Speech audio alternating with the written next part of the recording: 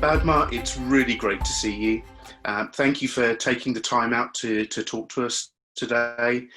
We really appreciate that. And it's been great to work with you for now nearly 20 years. But I know for some of the people reading our newsletter, this might even be the first time they've seen you, although there will be some people who you've met before. So I wondered, as a start to this, whether you could tell us a little bit about your personal situation and your background, perhaps a bit of your testimony. Yeah, I love to, and I really appreciate for this opportunity and to just get to, take opportunity to let others know about what I'm doing, also what Genesis and our ministry has been doing. Well, it was 24 years ago. I've been at that time, our whole country was in a chaos. Communist system collapsed. So especially people had a sense of hopelessness, and they were eager to find out something to fill the void which being created by this communist collapse.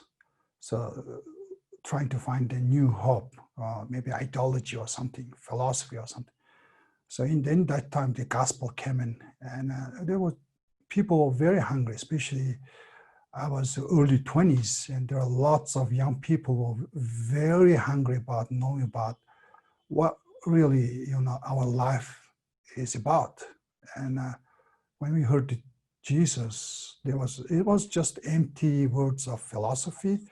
It was something tangible in it, actually. There was something, a reality in it, and we sense it, and something drove us into himself. And I decided to go to one church gathering as my friend invited me, and I was there among the bunch of young group of students, and something happened to me actually at that time I never had before in my life. There was such a joy and a love poured in my heart. And same time, funny thing is, at the same time, I saw myself how I was a sinful, selfish man was.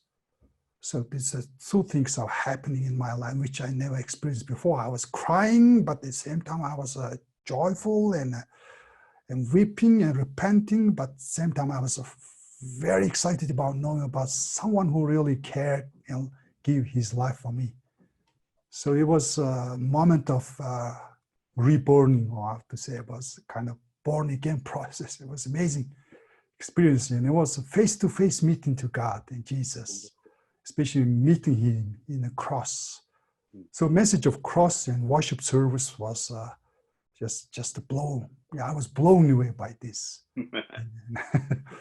Well, it's changed all my life, turned around my life, and I was a associate professor at university because I was trained as a chemical engineer, and I was practicing teacher, associate teacher to my department. And I found God, and all of a sudden my career changed.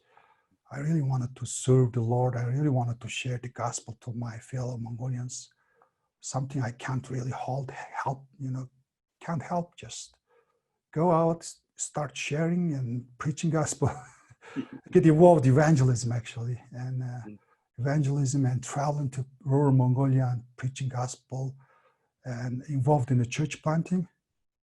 And I think that's something I never learned before. Church plant. What I was doing was a church planting, and I preached the gospel in a village, and people received Christ, and we taught them how to pray, how to read the Bible.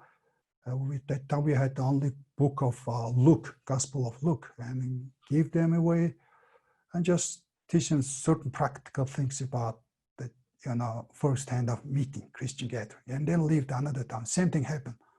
It was tremendous work of Holy Spirit, which I think that God used those young generation who's been eagerly seeking the truth. So we've gone from, in the early 1990s, no churches in Mongolia to more than 600 today? Yep, now there are more than than 600 churches, about 80,000 Christians. About 80,000 Christians in a population of just over 3 million, is that right? Yeah, 3.3 million. Yeah, so massive growth and development, which has been so exciting to work with you in some of those areas.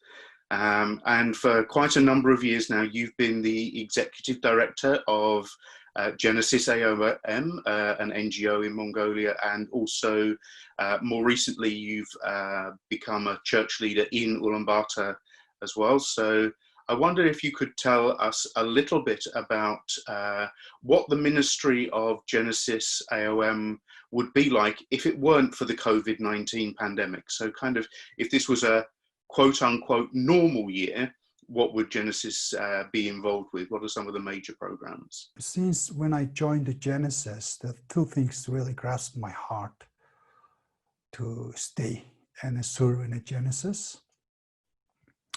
And one was the children, reaching out to children and teaching them life skills and Christian ethos, the moral values based on biblical ethos.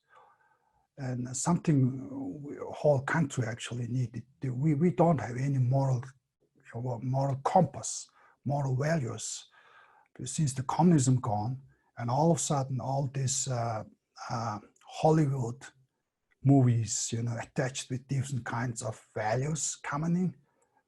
So we were in a whole nation was in a search of the moral compass. So I think in that sense, we really have to teach and pass it on good values to our next generation. And plus, actually, 55% of our population is under 18 years old, which they're going to be sometime in our, the people who build our nation. So we really have to engage with these children and youth. So from the very beginning, Genesis always been involving engaging with the children, wherever they are, which means in the schools, actually, kids are in school. So we closely work with the government and we built very good career credibility with the government to reach out these young people and teach them life skills. And also we developed certain programs to help the parents how to be good role models, how to raise their kids with a good person of characters. So in that sense, we are actually working with the schools and the children, and which also gives us a huge opportunity actually to share about what we truly believe.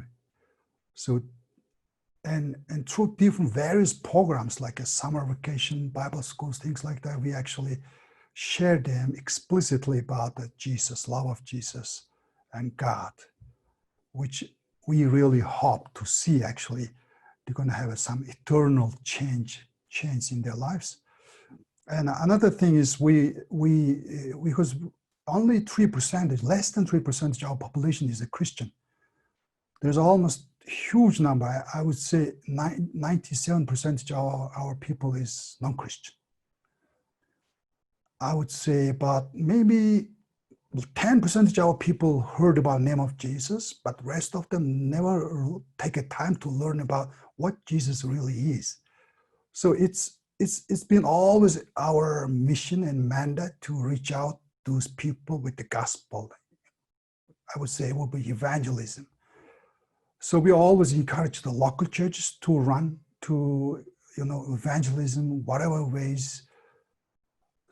So in that sense, we actually mobilize, we actually encourage local churches to be part of our life skill program and winter kids program, so that they can actually present the gospel through these practical, projects, practical helps they provide those struggling families. So tell us a little bit more about Winter Kits. Winter Kids it's a beautiful project, actually. It's really practical, showing practical love of God to the people who are in suffering and poverty. Because here in Mongolia, winter gets very cold. It's about 40 Celsius even in the daytime sometimes, especially in January and December. But kids take it. Yes. Oh yeah, and schools are bit, especially kids who live a bit distant from the school. they have to walk into the school, and maybe take about 30 minutes, or sometimes it's 1 hour to get to the school. And early in the morning, especially in the cold mornings, they will really struggle to. So many kids fallen sick and drop out of the school. So we find that one of the reasons why kids been dropping out of the school was they've fallen sick. And the second thing is because they're struggling with the poverty. Certain families are really struggling to make their ends meet. And even they buy a whole set of winter clothing to just one child is big. I mean, unbearable, almost impossible finance they can't afford to buy. So we start this project, and I think it's Barbara is really sharing our heart. You guys be really sharing our heart. Become a really great advocate back in UK in raising thousands of pounds to help us hear about, over hundreds of kids. So far we actually reached out, helped over 1,000 children, nice. Which these winter clothing sets actually passed on back to their younger siblings as well. And the other programs from Genesis in the normal course of events, we would just have been visiting with you a couple of weeks ago to do some training with your core leaders that then gets shared across the country.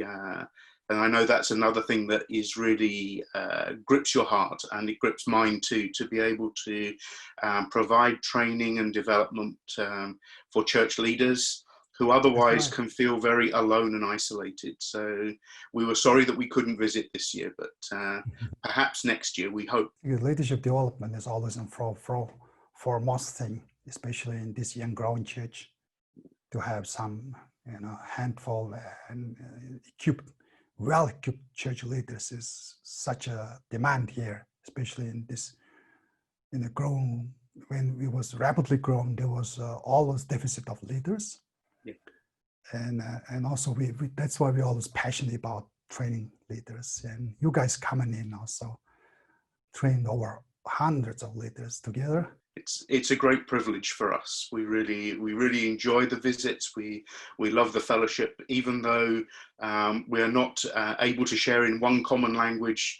Badmaa, you and I know others with you do a fantastic job of translating for us, and we really appreciate all that goes on, because it's a wonderful dynamic of relationship building between us. Well, it's been always my pleasure and joy to travel together. It's such a fun, and also translating together. It's such a blessing to us as well. Blessing to me personally as well. Fantastic. Okay, well, perhaps we ought to talk a little bit about COVID-19 and the pandemic.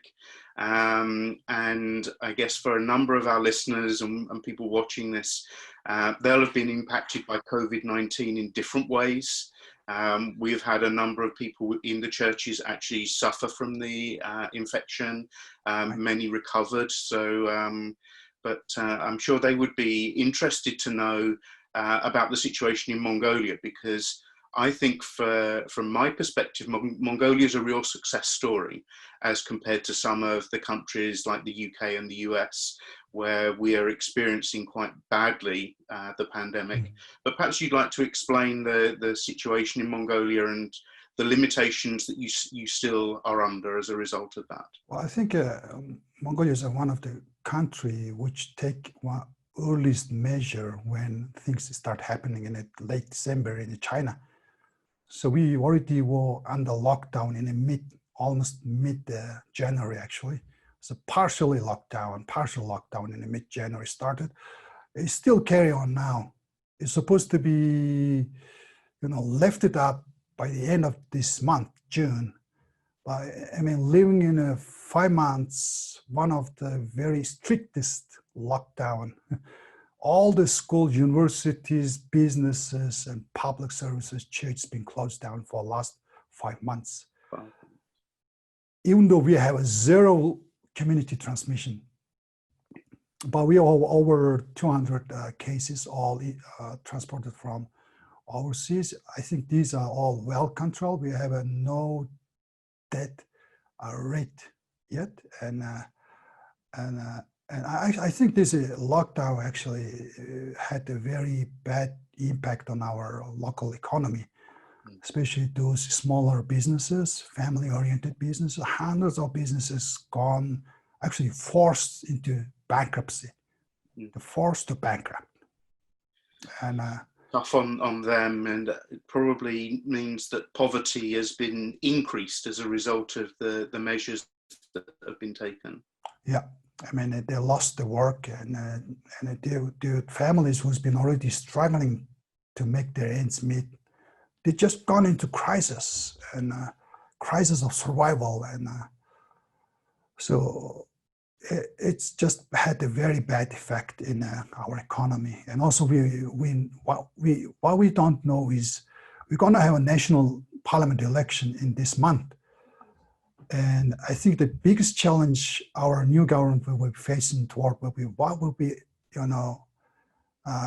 how we gonna to go through to restore back our economy.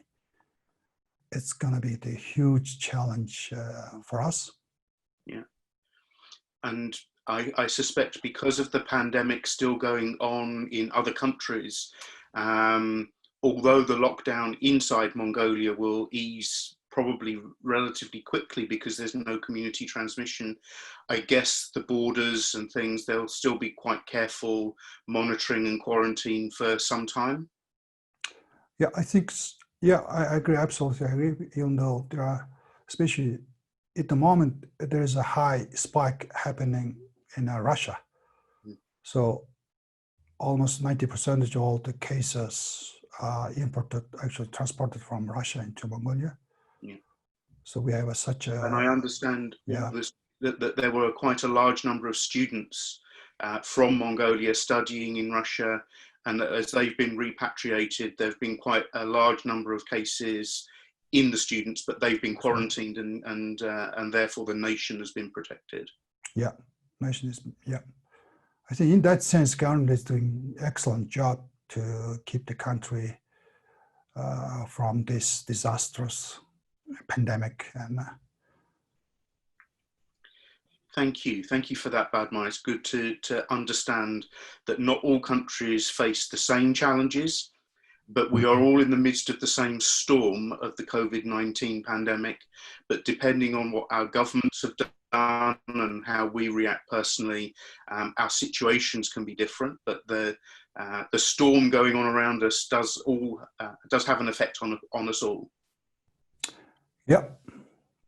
So can you obviously the program in schools, if schools have been closed for several months, has not been going ahead from Genesis. So can you explain to us what Genesis has been doing during the lockdown, what you've been able to do so far? Well, I think one of the foremost need was to responding to especially struggling families. They're forced into poverty. Those who's been already living in a very poor state, now actually they gone into crisis, actually how to survive through this. And all of a sudden their kids stay in home while schools were open, the kids can survive through having free lunch at least once a day. But now all these kids back to the home, staying all the time in the home. And there was no any income they can make it to support or put their food in the table. So it was just a immediate response to the crisis, and we start mobilizing actually with the 16 churches, 16 local churches, and recruit over 60 volunteers to help us to deliver these food supplies, and which can actually provide food for 1 month, family of 5. Well, let's say maybe family of 5 and can survive for 1 month with this bulk of foods. And also this gives us such opportunity actually to visit them personally in their homes. And being in their home, we actually start, knowing their lives, what they really struggle with, what their issues is, And of course, we know them through the kids or parents meeting. Maybe 2 or 3 times we meet them in any events happening in school time, but we never been in a home. Some of their homes we've never been visited. But this gives us such opportunity to get to know closer and struggles they had.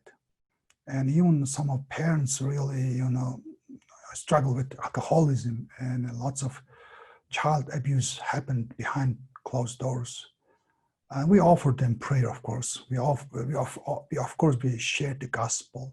And we've seen God did some amazing things in desperate situations, even certain people receive physical healing, and people burst into tears, which never received the gift from strangers. They never thought someone would care them. So it was just amazing, moments. And when we, take a time to visit these families. And now we helped over 2,000 people of 340 families. Amazing. And I think we should do second round of thing, repeat it again in a month later, as we collect and funds being raised. So it's an important fundraising effort, because obviously your finances in Genesis must be really stretched because of not being able to do the sort of normal things that you would do. So if we can raise funds amongst our churches, we could send that to you, and that would help to fund these food parcels. Yeah, it costs about £20 to feed family of 5 for 1 month. So that's about $30. Yeah, it's about 35, actually $35. Okay. So it's maybe 20 some pounds, I think. £25, $35, yeah. Roughly speaking. Yeah, roughly speaking. And that's make the whole family of 5 persons to can live it on for 1 month time. And that would be such I even saw one testimony from, I'm not sure whether it was from you or from another church in Ulaanbaatar, where they have a brand new cell group from the people that have been reached through the food. Oh, yeah, that's right. And it was all started with the Winter Kids Project, actually. It was last October. The certain families been identified, which is a father is actually alcoholic. He's alcoholic, and mother is jobless, unemployed, and they have 2 daughters who's adult, still living with their parents. They had their own children living with them. So we identified there are 5 children living in that home, and they all needed some winter coats. And we come in the first day, we visited them, our team and volunteers visit them. They wouldn't be able to talk to their parents because they both were drunk. But anyway, we prayed for them and left. And a few days later, we come back again and found out actually that time they were both sober, able to talk to them and pray for them and share about the Jesus. And amazing thing, they just accepted Christ on the spot. And wife became very enthusiastic about Jesus.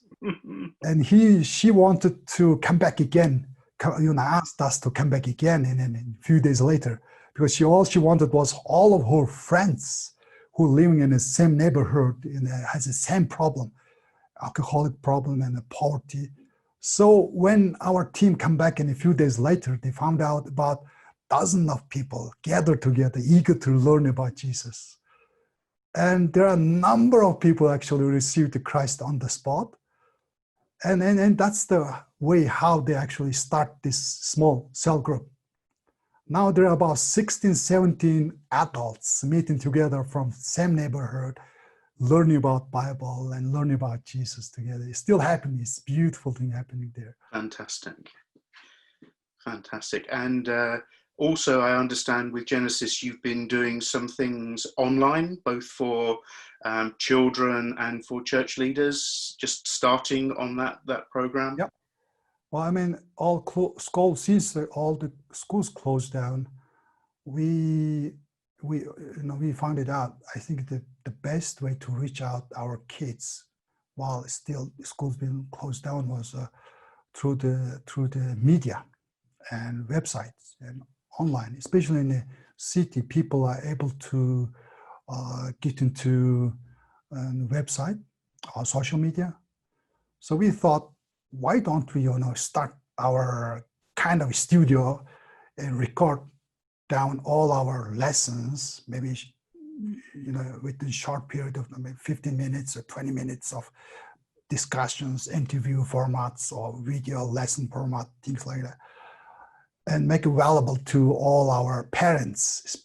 The focus, our first target would be parents. Once the parents been touched, and then they can easily to make impact back their kids and children's life. So it's something that we start developing it. So we start some initial tools. I think it's quite, we didn't know what was. It was quite costly actually, buying all these equipments and designing, totally new website, which could be database and it can be accessible from every corner of Mongolia. So make it available to hundreds of families actually. So a bit costly. So we can at a very steep learning curve, I think. Oh, it's still learning. It's totally new skill sets actually. We're learning about writing a script, shooting, video, and setting up lights and things like that. I think our team is very excited about this new adventure and make it wider. Our ministers can be actually teachers can be, valuable to so many families. Brilliant. Well, I'm aware that time is getting away from us. So in terms of the next few months as the lockdown eases, what do you think are the main things that need to continue, or new things that you envisage doing in the next few months? Well, before the lockdown happened, we actually had a lot planned in our schedule, actually, yearly planning and ministry. Our life skill program is supposed to expand into another town, which is Erden. It used to be a mining town, which is the second largest town in the whole country. Which is east? That's in the northwest, northwest, Okay. Northwest, quite north side. And actually, the town mayor and the town council somehow they funded our program, and they actually asked us come and visit and run our program for their 2 schools. So that was in our plan. And World Vision was on the other hand, they were actually supporting certain programs. They were they're actually pleased to support if you open up our classes there. Fantastic. So it somehow is halted, but I think the first thing we're gonna do is go into that town and going to select the 2 schools, start our program rolled off. And also there's a biggest mining factory there, which is employed over 6,000 people, copper mining industry. So, and they also learned of our parenting program, because 90% of the employees are male workers. What they found out was, because they really wanted their male workers to be good fathers back their homes, and that would make a huge difference in children's life. So they wanted us to run fathers training, I think, to help these male workers. They already selected over 150 male workers, expecting us to come and give them on training on good fathering, but we locked down and couldn't do that. So this is something we rush and do that hopefully maybe in September or October when lockdown is. That sounds like a big expansion, because the life skills program already reaches quite a large number of children, and I guess in Erdenet it will actually reach hundreds more. So how many children in the last academic year? Obviously we're in a strange academic year this year, but how many children? Because I think it was basically UB and Nalak, is that right? Yeah, it's a Nalak, there are about 500. In UB, in outskirts of UB, is altogether is about 800. So it's altogether 1,300 children's being part of our program and their parents as well. Wow. So it's just not just event. It's just not just one-time event. It happens week to week basis. It's a weekly basis. We visit and do our activities there, engage with the parents, their kids there. And also it's expanding to Nalach to double our program, which we're gonna be another 100, 500 kids, which will be 1,000 children be part of this program. If this doesn't happen, if COVID didn't happen, we already have a double number of children in Nalach as well. So that's, if I add it up correctly, that's probably about 1,800 in any one academic year. And it's been going for a number of years. So if we add it up, it's a really big number of children who've been influenced and their parents, which is really exciting. And we can obviously continue to contribute into that to help with your staffing, because I know you're at full stretch with finances for the staffing for the life skills and values education, and whether that's online or in person in the schools or a mixture of both. We're keen to continue to support you. So again, that's an opportunity for our people to give to something that they know has enormous value. Mm-hmm. I really appreciate that. Okay, so just to bring this to a close, Badmaa, would you like to share pointers for prayer, just 3 or 4 things so that we know that we can take those things away, and as churches in our prayer meetings and in our individual prayer lives, we can engage with you, join with you in the work by praying for you? Well, I think we're going to have a parliament election in 2 weeks' time. So new government will be formed, and they have a wisdom to discern the situation, where they would lift the restriction. That will help actually thousands of families to generate income and to restore back the economies.